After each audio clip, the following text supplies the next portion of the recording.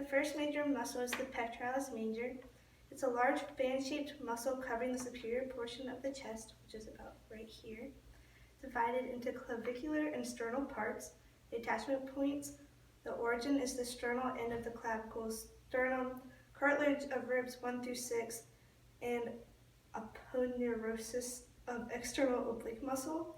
Insertion is fibers converge to insert by short tendon into intertubular, I can't pronounce this, sulcus and greater tubercle of humerus. Primary concentric actions are prime mover of arm flexion, rotates arm medially, and abducts arm.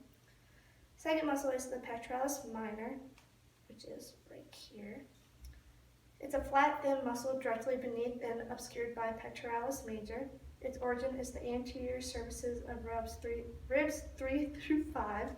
Insertion is the coracoid process of the scapula, and with ribs fixed, draw scapula forward and downward.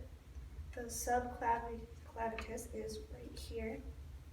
It's a small cylinder muscle extending from rib 1 to clavicle. Its origin is the costal cartilage of rib 1. Insertion is the groove of inferior surface of clavicle. It helps stabilize and depress pectoral girdle. The fourth muscle is the sternocleidomastoid,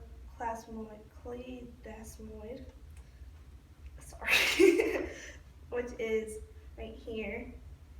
It's a two-headed muscle located deep to the platysma on anterolateral surface of the neck. Origin is the manubrium of sternum and medial portion of clavicle. Insertion is the mastoid process of temporal bone and superior nuptial line of occipital bone. It flexes and laterally rotates the head. Next is your platysma, which is right here. Unpaired, thin, sheet-like superficial neck muscle. Origin is the fascia of the chest.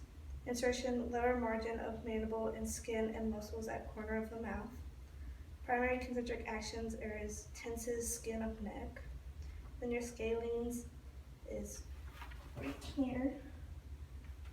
And then there's 3 of them, located more laterally than anteriorly on the neck deep to the platysma and sternocleidomastoid.